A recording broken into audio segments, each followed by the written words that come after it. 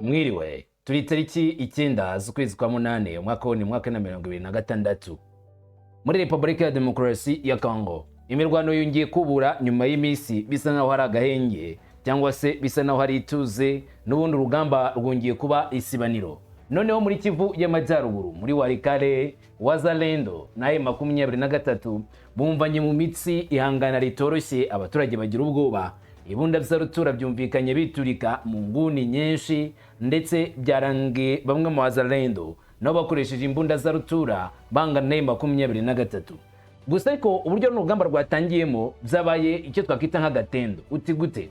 FARDC na Wazalendo baramaze iminsi basa n'ari gutera ubwoba M23, bavuga ko bazaca mu nzira ya Rutobo bazamuka berekeza muri mu gace bya Rusayo, Kinigi na Ngungu, ariko amakuru akemeza neza ko imirwano yatangiye muri Walikale ari imirwano yasaga nkaho itari yitezwe. Naho ruzi neza ko imirwano nk'ingiyi yabera muri kara gace. Mbaza ngo byagenze gute imirwano yatangiye? Ndaje mbikubwira. Atari byo gusa, mu bice bya Kivu y'Epfo naho havuzwe imirwano aho M23 ngo yagenzuye utundi duce dutatu imaze gutwambura Wazalendo na FARDC. Nibiri kuvugwa imirwano abiri mu tuye duce bivuga ngo twafashwe na M23 ni nyuma yuko impande zombi zimaze iminsi zigaragaza ko ziteguye urugamba, ibikoresho bya gisirikare bizanwa imbere, ndetse bamwe mu basirikare ba komando ku nguni zombi cyangwa impande zombi bitegura cyane cyane ihangana ritoroshye. FARDC izamura abasirikare nyuze Baraka na Makabora mu M23 yimanura abasirikare benshi bace mu bice bya Musonjo, Wisankuku, Prezelo, abandi bagaca mu bice bya Itomwe, Ikipupu bashaka gutera mu birindiro birimo FARDC na Wazalendo. Intwaro ziremereye, modoka z'intambara, bimwe mu byakifashwe cyane cyane ku mirongo imbere ku rugamba, nazo ndabikubwira. Si ibyo byonyine, Amerika nayo yishimiye ngo ibyo Congo yakoze byo gutanga imfungwa 15 kuri M23. Gusa zino mfungwa 15 zatanzwe na leta ya Kinshasa zikanyuzwa mu gihugu cya Uganda ntago ziri kuvugwaho rumwe. Amakuru ari kwemezwa yuko M23 atunguwe no gusanga bamwe mu bo bashyikirijwe itanabazi, atari mu bo babwiye ngo dushaka ko bafungurwa. None nabahe bavuzwe? Ndabikubwira. William Amuri Yakutumba yongeye kugaragara nyuma kuvuga ko yishwe cyangwa se yapfiriye mu bitaro by'i Burundi Bujumbura. Na makuru yaramaze iminsi atangazwa, ndetse nanabikubwiyeho mubwira ko bikuvugwa ko Amuri Yakutumba ngo yaba yapfuye, ariko mubwira ko ntacyo Wazalendo, FARDC, leta ya Congo nyirizina baratangaza kuri uyu mugabo w'igihanyaswa muri Wazalendo Yakutumba uvuga ko agomba kurwanira igihugu cya Congo, kandi ko umutwe wa MCMS Nyatura uzagira ku ntego cyangwa ibyakunda bafatanije na FARDC kimwe n'abarundi. Amuri Yakutumba yagaragariye hehe kuri inshuro? Ese ubwo ngubwo ibyatangajwe ni gute byatangajwe cyangwa se bari bitwikira icyo babivuze? Hari amagambo yavugiye muri uyu muhuro wamuhuje na bagenzi be. Amuri Yakutumba umubona yavuze amagambo ahambaye, ndaje mubwira ibyo yatangaje. Atari ibyo gusa tuyagarukaho, uyu nguyu ni Lieutenant Meya Kebe Jeremy yavuze neza cyane ko hari ibitero bikomeye cyane byakozwe na M23 muri Kalehe bigahitana ubuzima bw'abasivili, aho bishwe n'ibitero bihambaye bya M23 ari muri Kalehe. Kalehe ni muri Kivu y'Amajyepfo, akomeje kuvuga none ubushyamirane butoroshye. Ni mu minsi ishize aho Wazalendo byavugaga ko hari agace yigaruriye ko muri Kalehe, gusa M23 ikaza kuvuga ko n'undi yongeye gukora ibishoboka byose kugira ngo kavanemo bano Wazalendo. None imirwano yabereye mu kaye gace nabyo ndabikubwira, nk'uko umuvugizi wungirije n'umuvugizi wa Sokora kabiri muri Congo muri Kivu y'Amajyepfo yatangaje. Ibyo turabigarukaho. Yitwa Caroline ni Paula Whitecan, ni genocide yakorewe abakongomani iyo bise Genocide, ikomeje kuvuga ku butaka bwa Repubulika ya Congo. Uyu ngo muri White House nawe yemeje neza ko iyi Genocide yabayeho. Genocide yatangiye kwemerwa no muri White House ubwayo nyuma y'uko leta ya Congo ikomeje kwitangaza, nyamara u Rwanda kavuga ko ari icyuka. Ariko leta z'ubumwe za Amerika ziremeza neza ko bababajwe cyane n'ubu bwicanyi bwamaze igihe kinini cyane ku butaka bwa Repubulika ya Demokarasi ya Congo. Impinduka mu isi zirabaye. Indi genocide igiye gushyirwa muri za raporo cyangwa se mu rutonde rwa genocide zabaye mu isi. Genocide yakorewe abakongomani ubwo batangiye gukurikirana abakoze genocide. Ngaho da, reka nze byose tubiganireho biri kuvuga byose ko zakabaye, nta na kimwe dusize inyuma. Cyewe n'umungu wa Kamanzi w'Urwande ngo ikaze tuyane ku musozi nk'ibisanzwe. Ikaze nanone kuri mwese.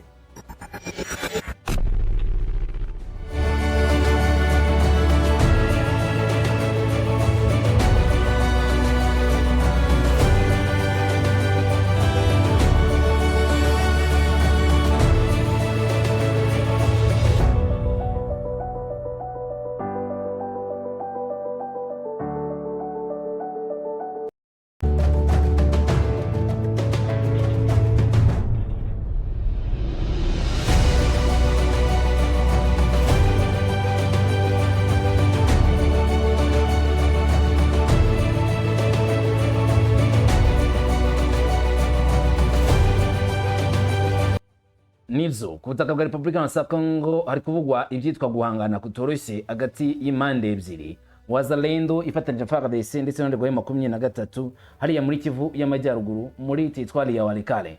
Nihangana ryongeye kubura nyuma ya gusa nkaho hari agahenge kamaze iminsi atumvikana umututu w'imbunda, bisa naho ibintu bituje. None ihangana ryongeye kubura ku rwego ruhambaye mu buryo bwatunguye benshi ndetse mu buryo budasanzwe, hongera kumvikana iturika ry'intwaro. Uretse gato mu minsi ishize Wazalendo yavugaga yuko bari gutekereza ko M23 ishobora ibitero byerekeza muri Walikale kugira ngo ijye kwisubiza ibice bya Pinga, Mijenje ndetse na Mpeti ibijyemo, gusa akavuga ko bari maso ngo bitegure guhangana na M23. Ina ko M23 yabwiraga yuko igiye gutwerwa ikamburwa agace ka Masisi harimo ndetse na Rubaya kugira ngo duce duse mu biganza bya FARDC cyangwa se leta kumwe muri rusange. Gusa M23 nikagaragaza neza ko yagaze bwuma gihangane n'umuntu wari we wese ushobora kuza kwivana mu buzimbo udashobora kuzabyihanganira. None ngo zagenze gute? Kuva kwa 6 Kanama mwaka wa 2026 imirwano yatangiye hagati y'inyeshyamba za F23 n'abarwanyi ba Wazalendo mu mudugudu wa Misambo uherereye mu itsinda rya Kisimba mu gace ka Walikale ho muri Kivu y'Amajyaruguru. Nkuko amakuru atangazwa atuka muri ako gace, ingabo za F23 ziturutse Ilusamambu mu gace ka Ikobo nizo zagabye igitero ku birindiro za Wazalendo muri Misambo.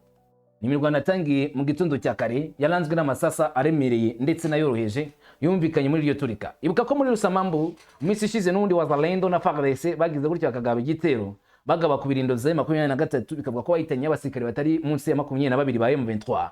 Rero M23 kwa nayo yatekereje uburyo kuza kwihorera igihora kuri FARDC igaba igitero muri kara gace ka Misambo kugira ngo bahangane na Wazalendo ifite position bahorera abasirikari babo bishwe n'abakomeretse. Ikindi kandi gufata position bikaba cyabari igikorwa gihambaye M23 yaba igezeho.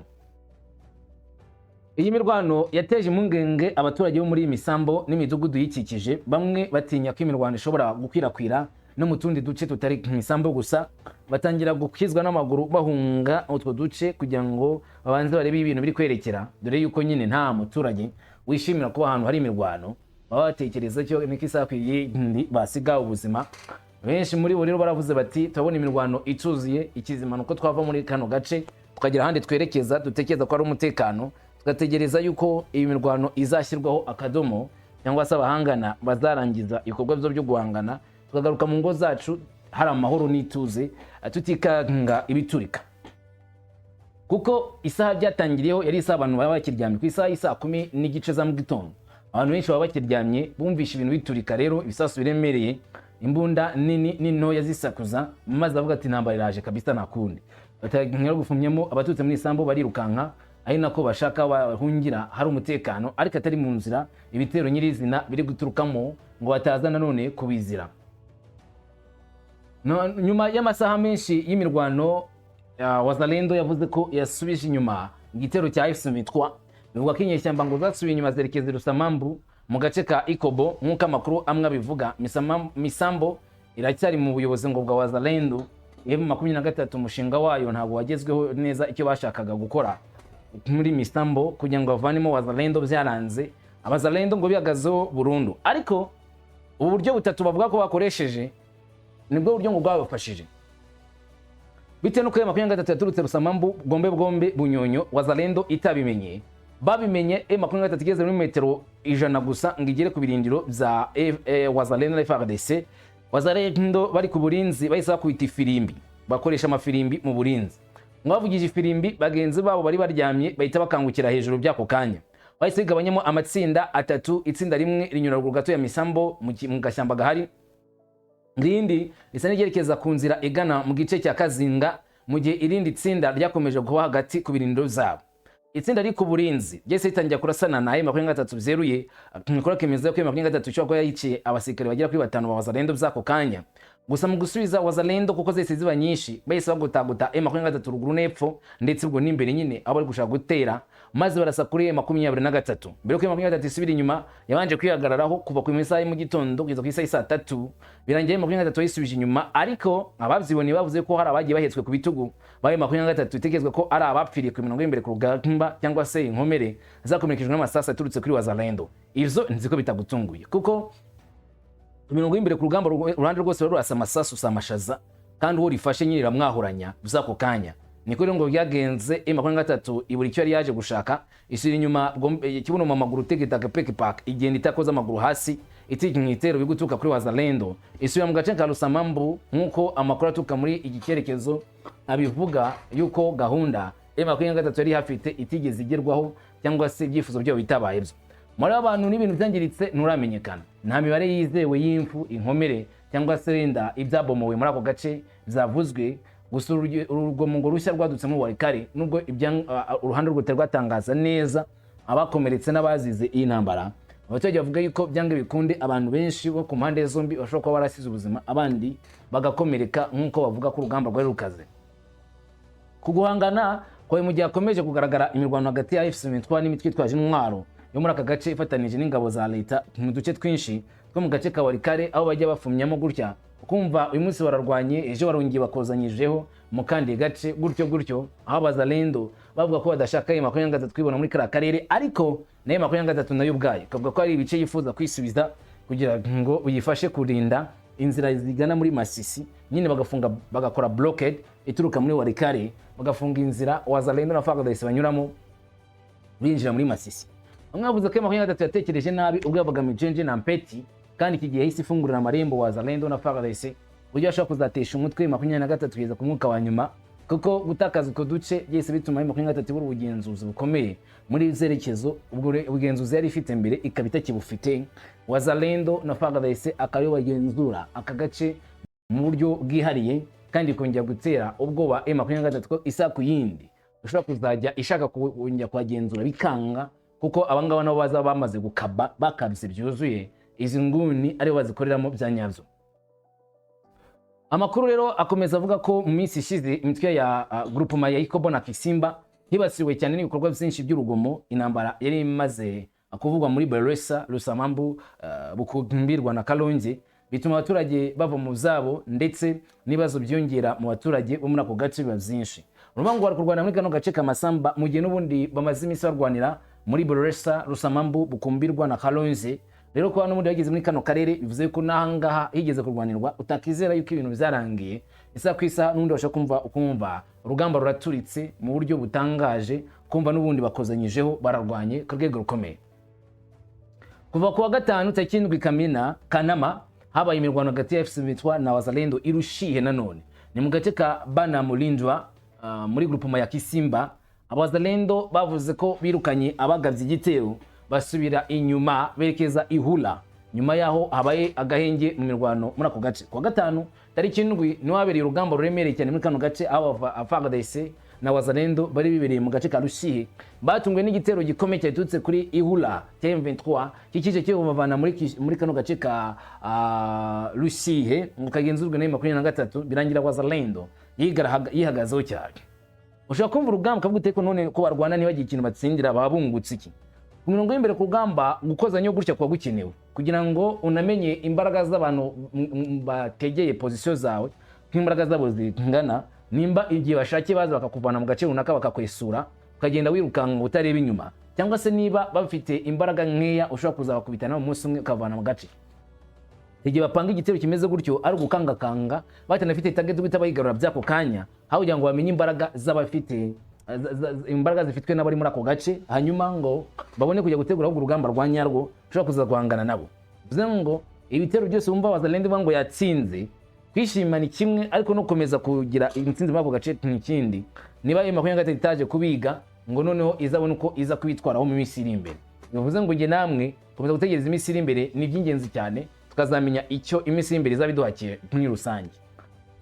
Tukivuga kuri ibingibi nanone imirwano misa yabereye Imisambo igaragaza ko umutekano ukomeje kuba muri groupement za Kisimba na Kobo, aho ingendo z'ingabo zitandukanye zikomeje gutera ubwoba ubwo kwazabaho urugomo rukomeje ndetse no kwimura kw'abaturage kwazaba kwinshi muri kara karere. Unyemere tuve muri Nord Kivu tujye muri Sud Kivu, naho ntago byoroshye. Muri Sud Kivu havugwa cyane cyane imirwano binatewe cyane no kuba FARDC na Wazalendo nyuma kwamurwa uduce two muri Minembwe ndetse no kubura ubugenzuzi bukomeye cyane muri teritwari ya Minembwe. Bateguye uburyo kuzongera kuza kwisubiza utwo duce bambuwe, ariko mu 2023 nayo ivuga ko iticaye ubusa iri gukora ibishoboka byose kugira ngo izangane n'ivyo bitero zose uko byakabaye, maze ibiburizemo ibuze imbaraga za Wazalendo na FARDC kubibasira, ku buryo aka gace ka Kivu y'Amajyepfo aho M23 yigaruriye hazakomeza kuba mu maboko yabo, ahubwo hagatangira igitero kitoroshye cyo gukubitira ahareba Inzega abarwanyi ba uvuga ngo uruhande rwa FARDC ngo tuzakwita M23 M23 tuzakwita FARDC. FARDC yifuza kwigarura biriya bice, niyo mpamvu yazanye abasirikare benshi n'ibikoresho byinshi bya gisirikare. Gusa hari imirwano imaze amasaha ibaye muri kiriya cyerekezo ngo bivugwa no ku ruhande rwa M23, nubwo bari rwa FARDC nta kiratangazwa. Iyo kitari cyatangazwa cyo kubwira kugira ngo n'igitangazwa cyo kukikubwira uzi, ariko nini byabanje kuvugwa. Rero muri kano gace ka Kivu y'Amajyepfo ku ruhande rwa M23 baravuga yuko bakubitiye hareba Inzega FARDC bakayambura Kitonga, Murambi na Lubunga. Kitonga, Murambi, Lubunga ngo ubungubu n'utundi duce cyo kugenzurwa na AFC 23 twirwaneho. Ni imisozi miremire ya Fizi na Minembwe, utu duce dutatu ngo twabonye ukwibohora kuzuye tubohowe na AFC 23 twirwaneho nyuma y'intambara yarwanye na Wazalendo n'ibisiga bya FARDC Ibufers bitagize ngo icyo bitanga kuri iki cyumweru tariki 9 Kanama 2026 ku masaha isa 5 kugeza ku isa 7 z'amanywa. Ngo n'imirwano yuburiye muri kara karere n'utwo duce birangira Ibufers ngitabashe guhagarara neza imbere ya twirwaneho M23 bahise besura FARDC na Wazalendo, uduce bakatwigarurira. Ubu ngo akaba ari M23 kutugiye nzura mu gihe FARDC itakinutsa amazuru ngo bayirukanye byanyabyo. Ni ibinyamakuru bishyikira M23 byanditse inkuru, ntago ari tangazo y'M23 byemeza cyangwa se ngo habe habonetse itangazo ryo kurande rwa leta ya Congo yemeza ko muri kano gace habirimo intambara, maze bakaba batakaje utwo duce twagize mu moko y'umwanzi. Bivuze ngo amasaha ari imbere yendasha kuduha amakuru ya nyayo ya operation neza uko yabaye. Ugeze ubu aya ngaye niyo mfite operation nyirizina uko yagenze ntabwo nari nayibona, kubwizo reka twe tubisubikiye ngaha. Hanyuma ariko mu bindi biri kuvugwa ni ibijyanye no guha imfungwa M23, aho na Amerika yishimiye nibyo Kongo yakoze gutanga imfungwa 15 kuri M23. Ni imfungwa zanyijwe ku butaka bw'igihugu cya Uganda. Bunagana umunyamabanga uhoraho wa AFC 23 Benjamin Mbonima ukuri itsinda rya AFC 23 mu biganiro bikomeje na guverinoma ya Kinshasa ari kumwe na Major Fred Ngenzi n'abandi bayobozi ba M23 bakiriye ku mupaka wa Bunagana abantu 15 barekuwe na Kinshasa bakagerayo banyuze mu Uganda, babifashijwemo na ICRC n'abayobozi ba Uganda nk'igice cy'inzira y'amahoro ya Doha kiri kubahirizwa muri kano karere.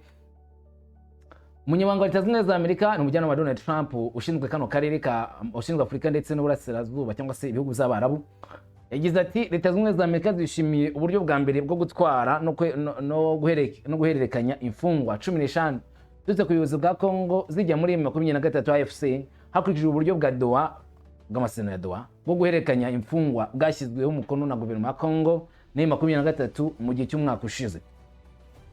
Ati turashimira cyane uruhare runini rwa CRC mwerekanwa ry'abantu ku mpande zombi mu mutekano. Kuguhererekanya kwagenze neza bigaragaza iterambere rikomeje mu guharanira amahoro arambye no kongera kwizerana hagati y'imiryango yagizweho ingaruka n'amakimbirane ngo hagati ya Congo na M23, niko Musade Barose avuga. Leta Zunze Ubumwe za Amerika zishimira kandi Qatar kubw'imikoranire ikomeje hagati yayo na CRC kuri gahunda, kandi zigashishikariza impande zombi ukomeza gahunda mu gushyira mu bikorwa byuzuye izo biyemeje. Gusa ko Leta Zunze Ubumwe za Amerika zivuga ibingibi kuri M23 bavuga yuko harimo ikibazo. AFC 23 kwa gatandatu yatangaje ko muri babantu 15 guverinoma ya Congo yayihaye yarekuye ikabakiriza umutwe 9 gusa aribo uyu mutwe wemera ko bari ku rutonde rw'abantu ufitanye isano nabo, mu gihe abandi batandatu batari kuri urwo rutonde mwashyirijwe mu 23. AFC 23 yabivuze mu itangazo yasohoye ku ya 8 Kanama 2026 nyuma yuko abantu 15 bashyikirijwe na Croix Rouge bashyikirijwe M23 batanzwe na Croix Rouge ku ruhande rwa Uganda bazanywe. Hama nkuko bitangazwa AFC 23 yavuze ko abo bantu bavuye ahantu hatandukanye hafungirwamo abantu muri Kinshasa, harimo gereza ya Makala, gereza ya Ndolo ndetse n'ahafungirwa abantu n'urwego rw'ubutasi rwa Congo ANR mbere yo kujyanwa i Beni no kuhava berekeza Bunagana banyuze muri Uganda bakongera kugaruka. base kugarukanwa na ICRC bazaniye M23. Uyu mutwe wavuze ko 9 muri 15 bashyikirijwe ari bamwe mu bantu bari ku rutonde rw'ababarirwa muri 738 wari waragejeje ko bahuza mu biganiro z'amahoro usaba ko barekurwa nyuma yo gufungwa na Kinshasa bazira gukekwaho kuba bafite isano n'uyu mutwe wa M23. Ku bandi batandatu AFC 23 itemera yavuze ko umwe ari umunya-Uganda udafitanye isano na M23, mu gihe abandi batanu bafatiwe ahantu hatandukanye harimo Katanga, Ituri na Kinshasa, bakaba batari ku rutonde rw'abantu 738 yari yaratanze. AFC 23 ivuga ko ibi bituma irekanywa ry'aba 15 itagaragara nkaho Kinshasa ishyize mu bikorwa mu buryo bwuzuye ibyo yemeje amasezerano ajyanye no kurekura imfungwa z'iyi ntambara. AFC 23 kandi yasabye Kinshasa gushyikiriza abahuza urutonde rwuzuye kandi rugezweho rw'abafungwa batararekurwa, ndetse kanatanga ingengabihe isobanutse igihe abandi bazarekurirwa byihuse. Uyu mutwe kandi wavuze ko umaze hafi umwaka ushyikiriza ICRC abasirikare b'abarwanyi babarirwa mu bihumbi bafashwe ku ruhande rwa guverinoma, barimo abasirikare ba FARDC n'abarwanyi ba Zalendo kugira ngo nabo bashyirizwe Kinshasa. Muri make Kongo unayikwiriye gukora ibishoboka byose igashyira mu bikorwa amasezerano ikemera M23 ngo leta ishyire mu bikorwa nyine ibyo yemeje mu masezerano ya Doha.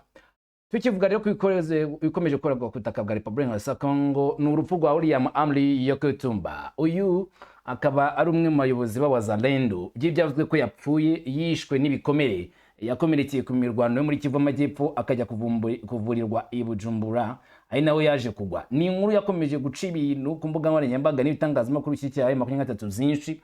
Gusa mu minsi ishize inkuru natwe twayikugejejeho tuvuga ko biri kuvugwa, ariko nta tangazo ry'abajya Abazalendo, FARDC cyangwa se leta ya Kongo rigeze zitangazwa ryihanganisha umuryango w'Abazalendo kimwe n'abakongomani bose n'umuryango wa Yakutumba ku rupfu rwe. Ibyahise bituma benshi bavuga ati iyi nkuru kuyizera biragoye, natwe tutireka tutegereze iminsi iri imbere. Yongeye kugaragara rero mu ruhame Yakutumba ananyomoza ibyo makuru yo gupfa kwe, avuga yuko abivuga ari abantu badafite umutwe hazima. Yakutumba wongeye kugaragara ku mugaragaro kandi ahakana ibihuha ku rupfu rwe, ufatwa nk'uwapfuye nyuma y'ibihuha byinshi bivuga ko yapfuye hakoreshejwe n'amasasu. Umuyobozi w'inyeshyamba William Amri Yakutumba yatangaje mu kiganiro yarutse kugirana n'itangazamakuru ndetse n'abantu bari imbere ye. Mu ijambo ryatanzwe mu minsi ishize, uyu muyobozi w'ingabo yagaragaye afite ubuzima bwiza, bityo ahagarika ibihuha byari bihari ku buzima bwe ndetse no kwibura rye. Yavuze yuko ari muzima kandi gahunda biyemeje izakomeza ari ukubura ubutaka bwa Kongo bwose mu maboko y'umwanzi. Aho Yakutumba avuga yuko gahunda ari ugarura ubutaka bwose uko bwakabaye bw'abakongomani bugasubira ku ruhande rwa leta ya Kinshasa. Uyu mugabo uhagarariye inyeshyamba cyangwa se umuyobozi w'inyeshyamba z'Abazalendo akaba ashimirwa cyane na Kinshasa kuba ngo akomeza gukoresha imbaraga ze zose n'ubushobozi bwe mubanira icyubahiro cya Repubulika ya Demokarasi ya Kongo. Ari ikindi twabirenzaho ntacyo. Muri Kalehe haravugwa ibitero za M23, akavugwa abasivili ngo bishwe na M23 na MRDP mu mirwano ikomeye cyane yabereye. Ni kuwa gatanu tariki 7 Kanama 2026 ngo M23 yibasiye abaturage bo muri Bunje muri Zirehalo bakoresheje ibisasu bya nucleaire bya mm82 ngo igisirikare kibitangaza abantu batatu bahisiga ubuzima barimo umubyeyi n'abana be babiri, abandi benshi barakomereka bikomeye cyane n'ivyo bitero ngo byatewe na M23 muri ako gace. Ingabo za FARDC ziri mu gice cy'ibikorwa bya Sokola kabiri ziramagana iki cyaha cy'intambara kandi zifite uburenganzira bwo kwihorera. Ibisobanuro byatanzwe na Lieutenant Jeremy Meyer, n'umuvugizi w'ingabo za Sokola kabiri muri Kivu Amajyepfo, wemeje yuko bigaragara ko M23 ikomeje gukora ibikorwa ngo biziterabwoba byibasira inzirakarengane. Ibi rero bishobora gutuma ngo FARDC ifumyemo igakora igikorwa nacyo cyo kwihorera kuri ibi bintu bitero bakoreye abasivile bo mu Kalehe. FARDC na Wazalendo bakaba batangiza intambara yeruye y'umuriro kuri M23 bahorera izi nzirakarengane. Nubwo ariko FARDC ivuga ibi ngibi, uruhande rwa M23 nacyo ruravuga kuri bino birego bashinjwa kuba bakoresha ibisasu bya mortier bakabirasa mu ngo z'abaturage hariya muri Kalehe. So ubwa mbere muri Kalehe havuzwe intambara, uko no minsi ishize havuzwe intambara mu duce dutandukanye, ari naho ingo zagaragaye zatwigiye zitwikwa n'ibisasu biturutse ku mpande zirimo guhangana muri kara karere. Gusa M23, FARDC na Wazalendo bakomeza kwishinja ivyaha byo kwibasira abasivili ndetse no gukora ivyo by'intambara muri kara karere nk'abantu bakomeje guteza amakuba ndetse n'ibibazo abasivile ntibemere kugendera ku mahoro cyangwa se kugendera ku mahame yo guhagarika imirwano nk'uko ngo yashyizweho umukono muri make CCLF ngo nta M23 ishyizeho umutima ntacyo biyibwiye.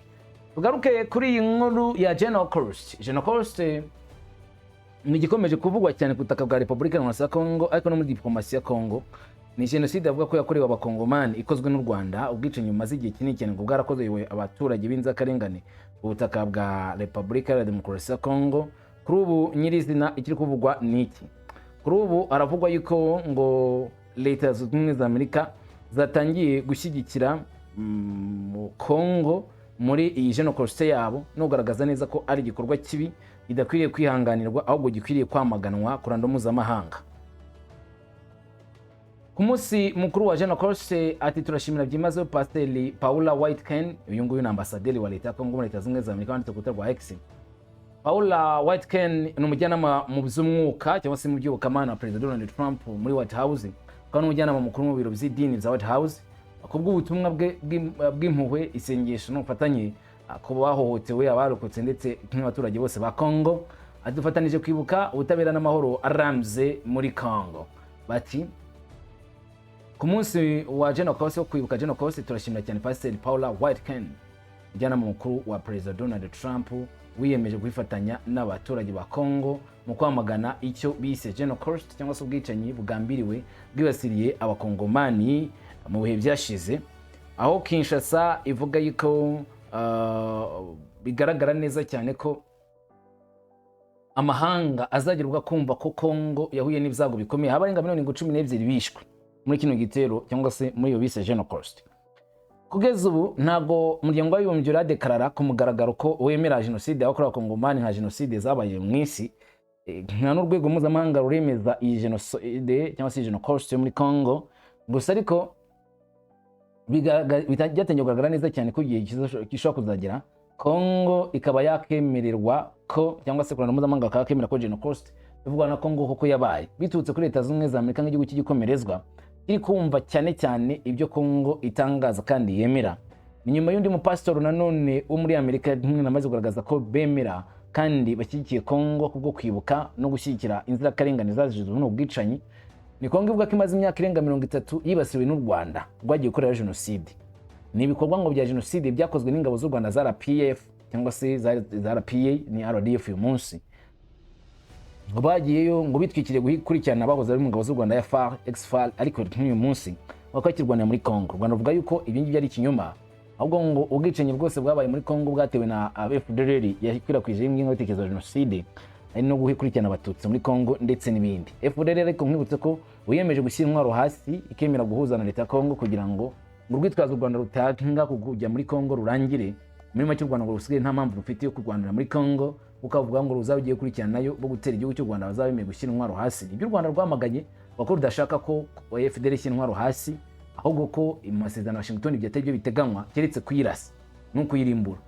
Kongo iti rero guca intege y'umutwe ntabwo bivuze kuwica cyangwa se kwica abagize uwo mutwe, bivuze ngo kuvana uburyo bwose bugaba ibitero. Kugeza amagingo ya Kongo n'u Rwanda ntabwo bizumvikana kubijyanye n'uburyo FDLR igomba kwamburwamo intwaro. U Rwanda rwo rwifuza ibitero kuri FDLR, Kongo kavuga yuko barangije kwemeranya na FDLR gushyira intwaro hasi, kandi banabwiye ibihugu bitandukanye nabyo bishima iyo initiative cyangwa se urwo rugendo rwo gushyira intwaro hasi kwa FDLR nk'uburyo bwiza cyane bwo kurangiza intambara mu buryo bw'amahoro. Kongo igihe cyageze kugira ngo u Rwanda zose bive ku butaka bwacu, kuko icyo barwaniraga ntabwo kigiye kuba kigihari mu isi iri imbere. Leta Zunze Ubumwe za Amerika ntacyo ziravuga kuri gahunda ya FDLR, niyo bayishyigikiye cyangwa se nabo bashyigikiye ko bakoresha umututu w'imbunda bayirasa. Ikindi umuryango w'abibumbye nawo ntacyo uravuga kuri gahunda, nubwo bitegerejwe cyane ko bishobora kuzajya cyangwa se iyo miryango n'ibyo bihugu bishobora kuzemera ibyo Kongo nanone yatangiye byo gushyira hasi intwaro kwa FDLR no gutuma ngo amatati hagati y'u Rwanda na Kongo arangira. Ibibazo ni bibiri. Intambara muri Kongo igiye kubonerwa umuti uburyo bwihuse. Ese none amatati yo muri Kongo mu gihe gikomeje twitega iki muri kano karere? Intambara, ihangana cyangwa indi mibabaro? Nta kiruta amahoro. Amahoro rutabi zose, icyo warwanira cyose amahoro niyaza imbere, ndetse umuntu ufite amahoro ni ugera ku iterambere. Ngaho rero niyo nkwifurije ngo uyagire wowe n'abawe. Imishana muri kuri mwebwe.